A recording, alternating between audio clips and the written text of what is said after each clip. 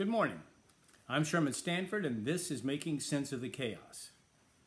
In order to make sense of the chaos, we follow our normal ritual, laying out the principles by which we hope to be able to see reality through God's own eyes. First of all, God created the cosmos for His glory, not for man's glory.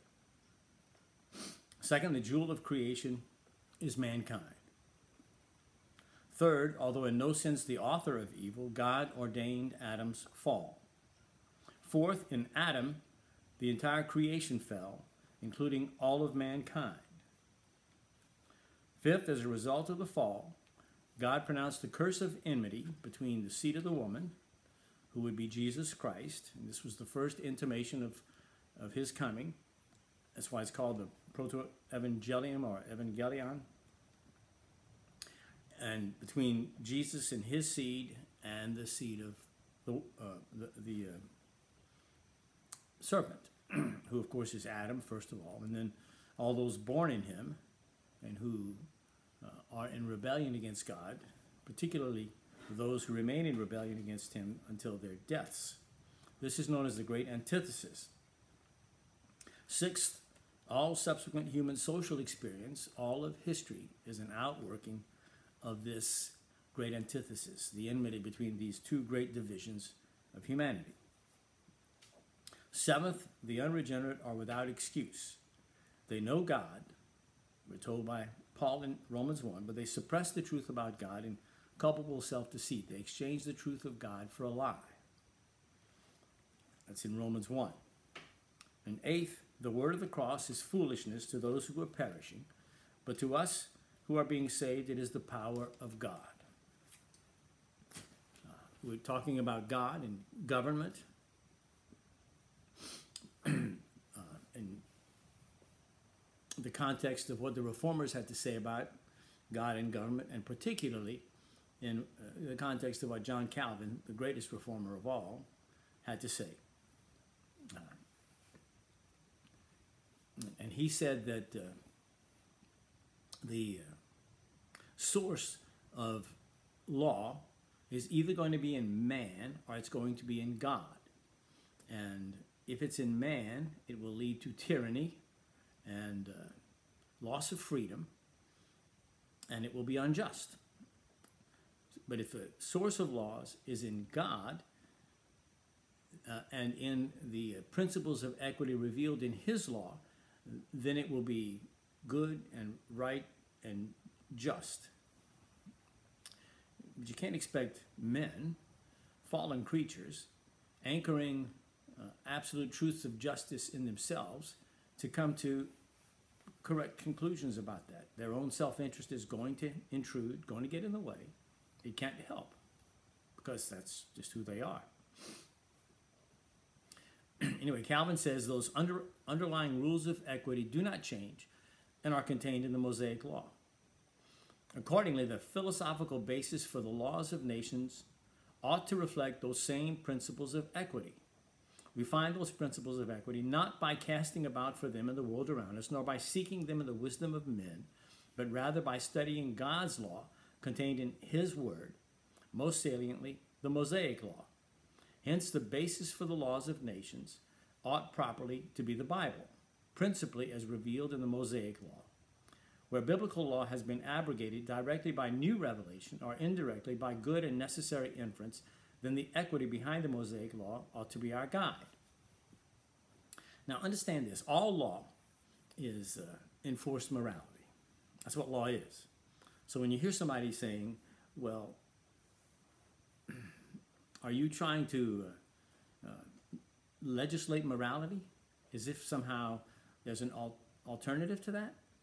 You need to say, well, of course we're trying to legislate morality. What else would we be legislating? Because legislation tells you either what you ought to do or what you ought not to do, does it not?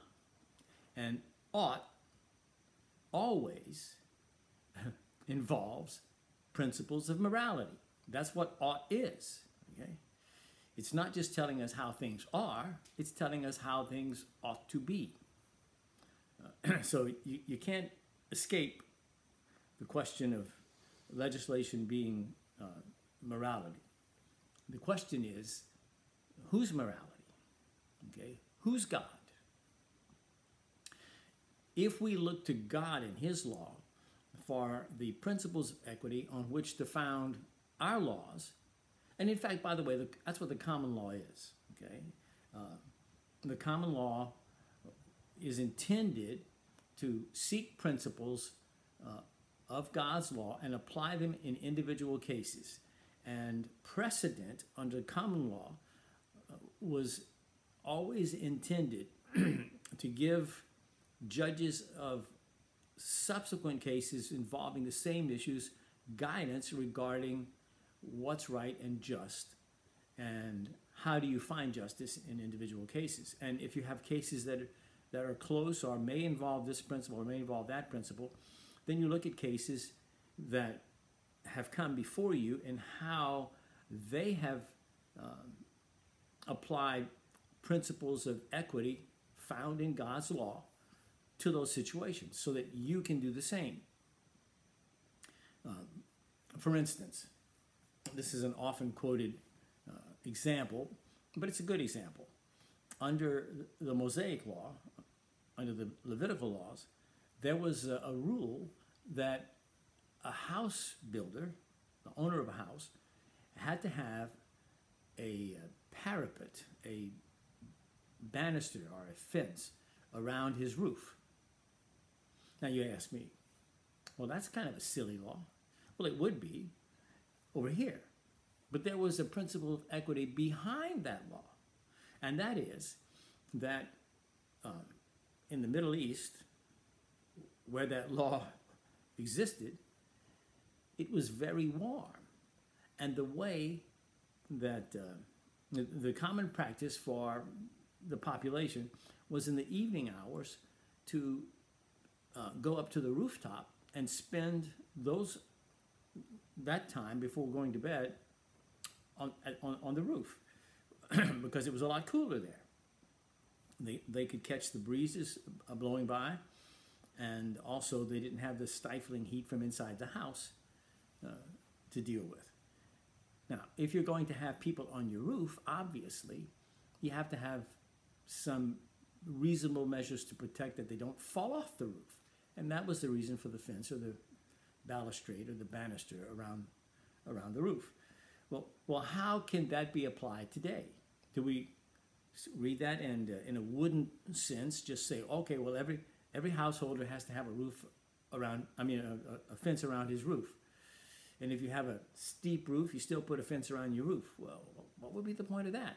No, obviously, the rule of equity behind that law is that a householder, a property owner who has guests coming over, or even family members, is responsible to reasonably assure the safety of his guests or of his family. And if you have a swimming pool, then you need to be sure that you have put it out of the reach of children, that you put a fence around it. You don't allow small children to fall into it when you're not attending it. Under our law, we call this an attractive nuisance, and homeowners are held responsible if they haven't taken reasonable measures to keep small children away from their pools. It's the same principle of law. Well, in the same way, we can read the laws in the Old Testament and we can determine for ourselves what is the principle of equity behind this law and how do we apply this principle of equity in situations that exist today. It doesn't have to be in exactly the same way, but the same principle. And if we're looking at God's law to give us those principles of equity, we're a whole lot more likely to find just laws than if we're trying to figure that out of our own selfish minds. It doesn't work nearly as well. Human beings simply can't be trusted.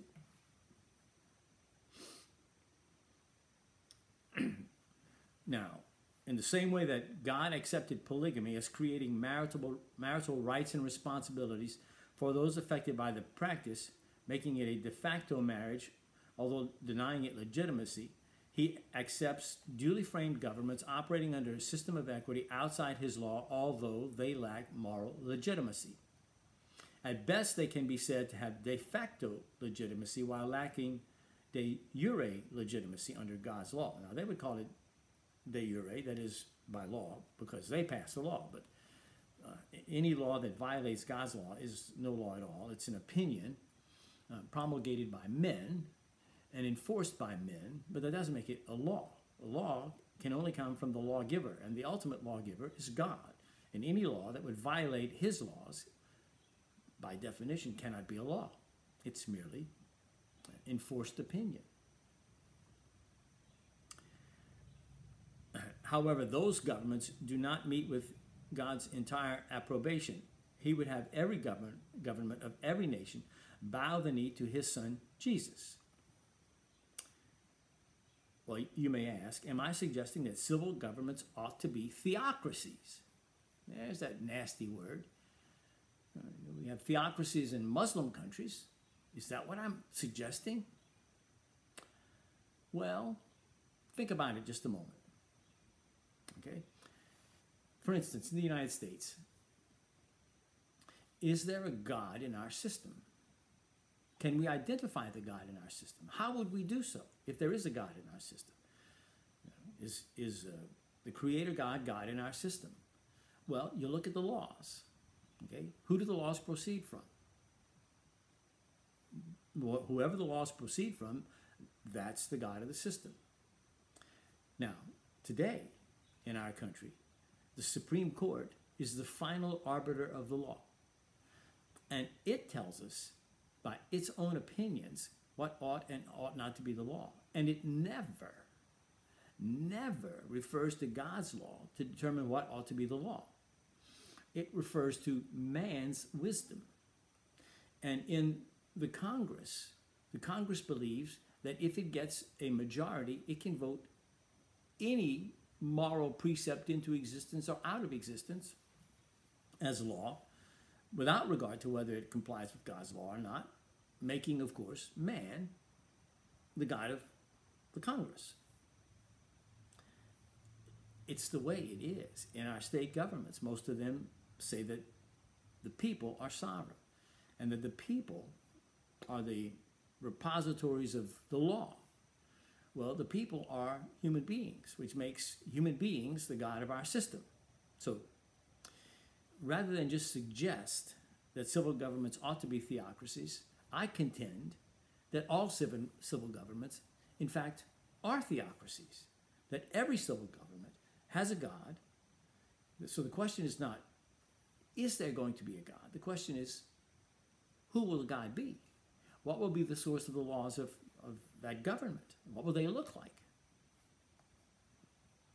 The word God may mean many things to many people, but it can but feebly be argued that the highest authority recognized by men in any sphere is not their God with respect to that sphere. Think about that. If you are looking for a final answer about what to do in any situation, you look to what you regard as the highest authority regarding that situation. And in your mind, that highest authority is the God over that situation. It doesn't make any sense to see it any other way. If it's the highest authority, is there a higher authority? Well, the highest authority at any time in any area has to be the God that you see in that area at that time. Otherwise, you'd be looking to a higher authority than that, wouldn't you?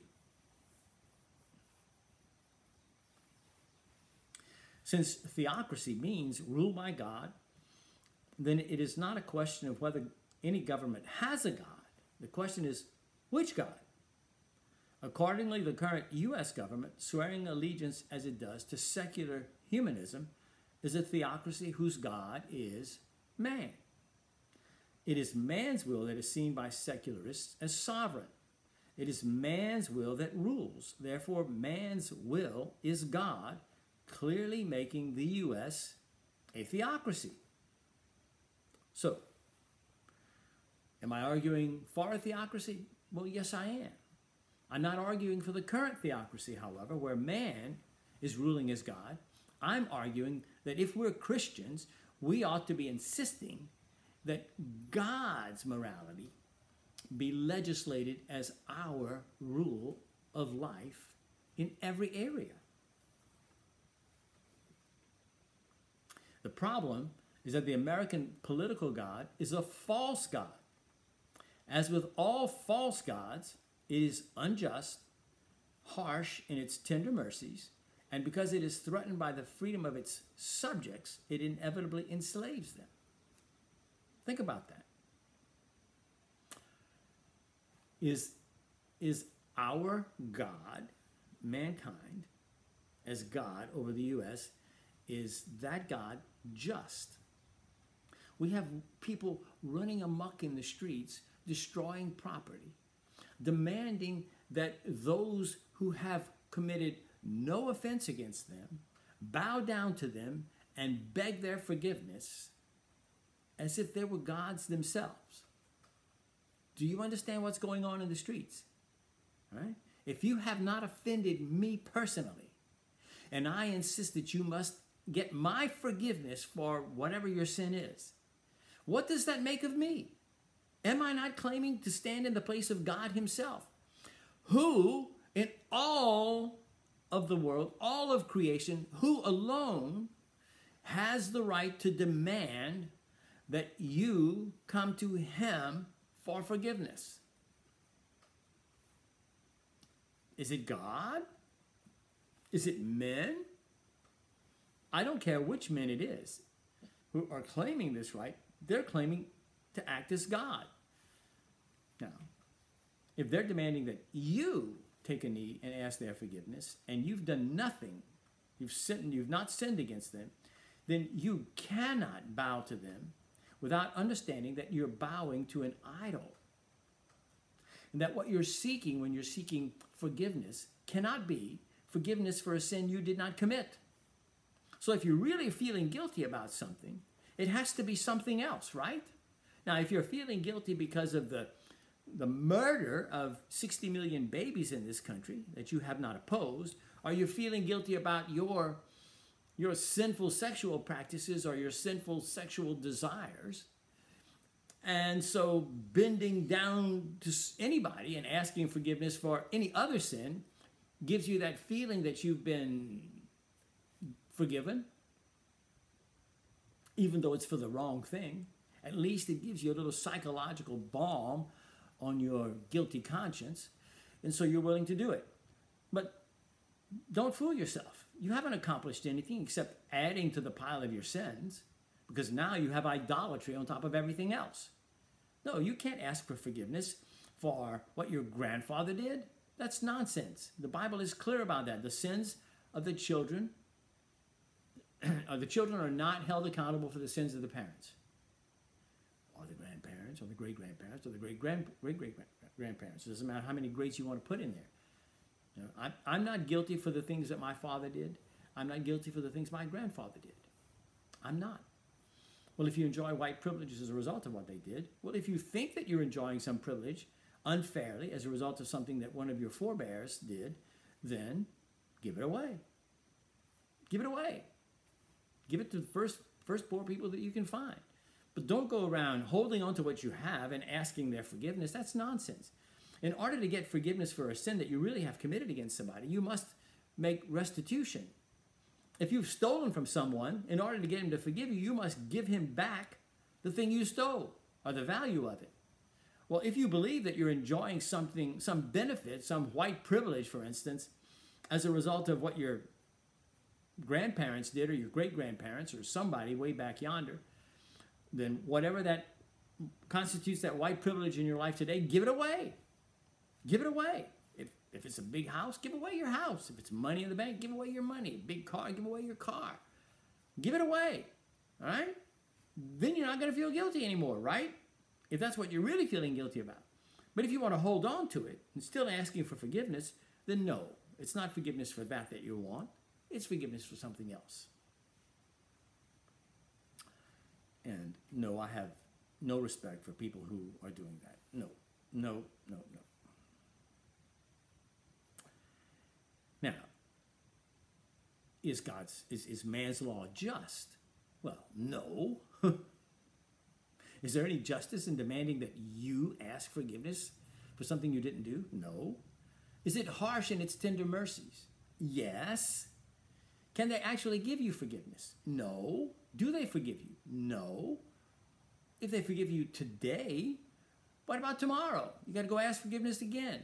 You have to be in a state of perpetual obeisance, a perpetual prostration before them. It never ends. You know, the tender mercies of the cruel are of the wicked are cruel. That's what the Bible tells us. Now, is a rule by men, is that threatened by the freedom of its subjects? Of course it is. If you're a free people, okay, then you can freely vote all those bums out, can't you? You can freely express yourself. What are they trying to do now?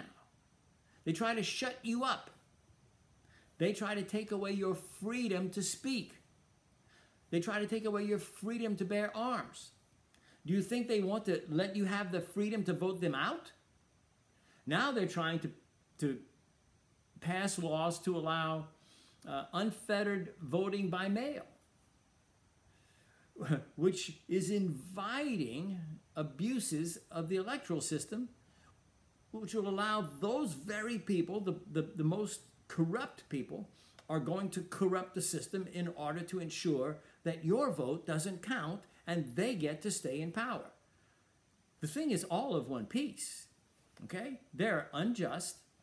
They're threatened by you. They're threatened by your freedoms. They're harsh. Only God's law can give you real freedom. Real freedom is in Jesus Christ. He says, He is the truth, and the truth shall set you free. Does anything else set you free? Really set you free? No. No. No, only in Jesus are you really set free.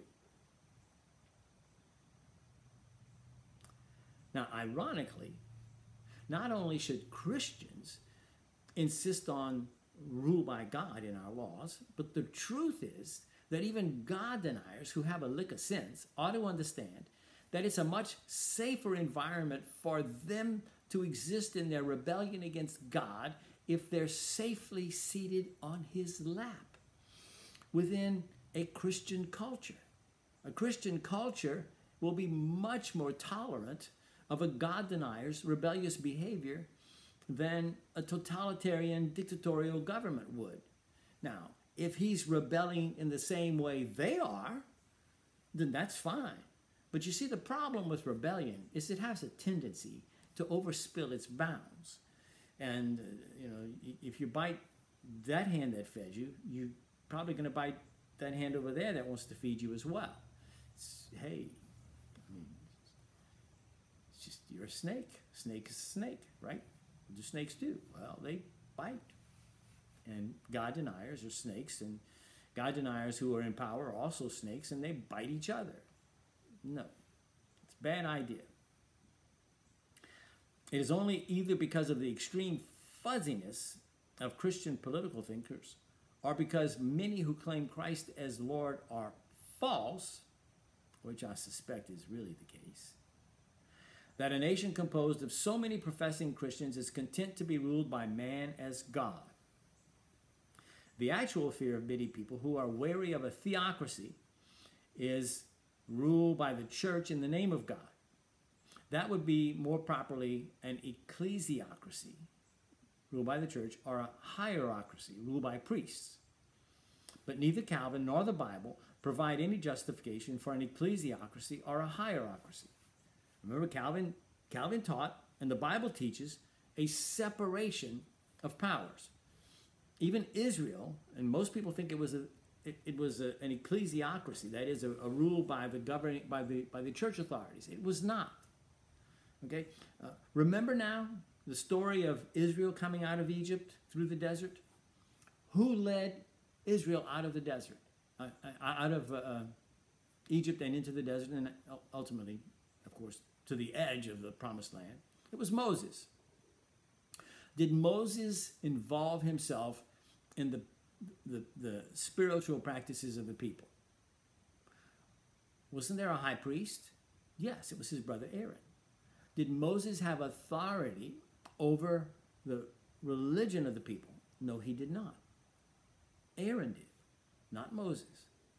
And in the histories of, you can read in 1 Kings, 2 Kings, Chronicles, 1 Chronicles, 2 Chronicles, Samuel, 1 Samuel, 2 Samuel, all of those, you read through there, and it's the history of Israel and Judah, and you will see that the church and the state were always divided, and there was no crossover tolerated. Okay, when King Saul, when he was, after he'd won a battle and he was waiting for Samuel to come to do the sacrifices to the Lord, and Samuel was a bit late, so Saul ordered the sacrifices himself. And what happened? As a result of that, God took his kingdom away from him. Not right then, but Samuel told him, because of what you just did, God is taking your kingdom away from you, and will give it to another. Now, remember the story of King Uzziah, who had tried to interpose his authority in the temple over the high priest. What happened to him? He was stricken with leprosy for the rest of his life.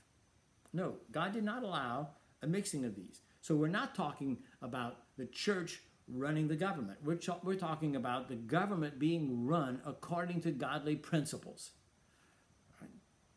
That's a theocracy, where we recognize God as our final authority, not the church, God, and his rules of equity that we find in the Bible.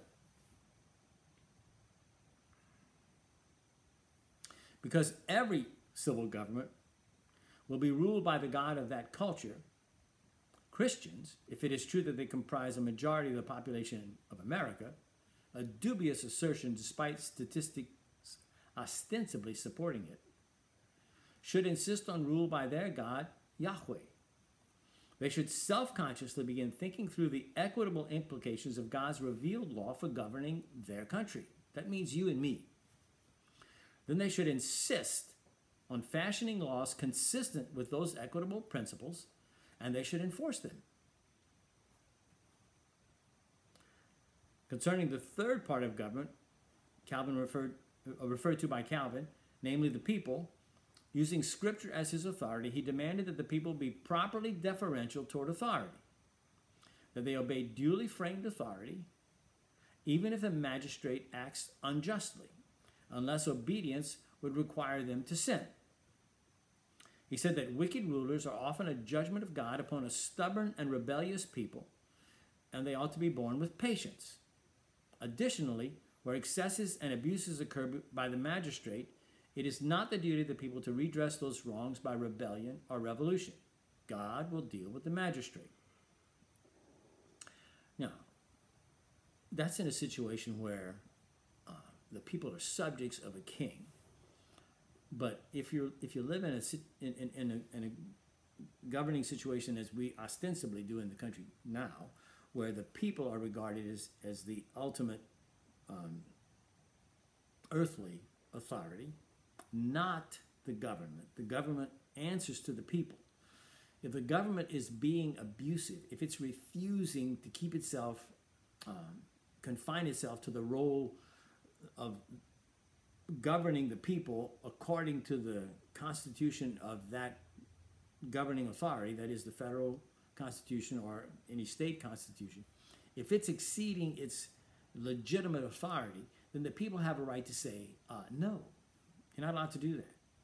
And they need to be saying that. If you go along with unjust laws in this country, you share in the moral opprobrium, the stench morally of those unjust acts by the government.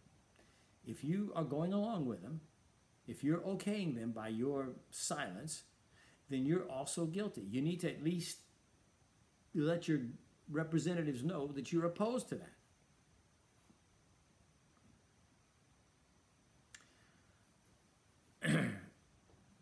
Arguably, Calvin would have not agreed with the Declaration of Independence, justifying as it does rebellion against the governing authority, although the case can be made that the actual governing authority at that time was the king, according to the charters of each colony, and the Parliament was seeking to usurp his authority, in which case I think, well, you certainly can make a good philosophical argument that the colonists had a legitimate beef against the Parliament for trying to govern them directly when the charters said that they were to be governed by the king. Now, the way Parliament was governed by the king in England was that if the king wanted to tax the country, he had to ask the permission of the Parliament, and the Parliament had to grant the permission and then pass the tax. And the way that the governments of the colonists had been run was exactly the same. If the king wished to tax the colonies, then he had to ask the legislatures of each colony, in which case they had the right to agree and pass a tax, which would then give the king the tax he wanted, or not. When the Parliament stepped in and said, we're going to pass a tax on your tea, or the stamp tax, for instance, which would be a tax on all the paper that was used to do official acts that had to be stamped with this official paper, or there would not be legal acts. It was standing, it was removing the legislatures of each colony as the legitimate taxing authority and claiming that it had that authority. And so the colonies said, no, you don't. You don't. We have charters here, and those charters say the king asks us, and we have the authority to tax ourselves or not, but you don't have the authority to come in here and tax us. So that was what was really going on. Anyway, I'm sure that you're very interested in that little history lesson. You have to understand that one of my avocations is history. I have read probably 1,500 to 2,000 books on history, and although I remembered just a little bit of most of them, if you read that many and you remember just a little bit of each one, you still know a lot more than if you had not read that many. So I find it fascinating. I see we've reached the end of our time today, and so we'll pick up at this point tomorrow, and I look forward to seeing you or having you see me, but joining in the conversation at any rate. And if you have any questions or comments, please address them to me. You can email me at calvinistrunner@gmail.com. All lowercase, no spacing. calvinistrunner@gmail.com. I'll be glad to hear what you have to say. I'll be glad to interact with you regarding anything that you do say, even if you tell me I'm ugly and stupid. I agree with you. I'm both of those. So you can save that message anyway. We already agree. But I'll see you tomorrow. And in the meantime, I would remind you there are worse things than dying, and the worst of all is being unfaithful to God. God bless you.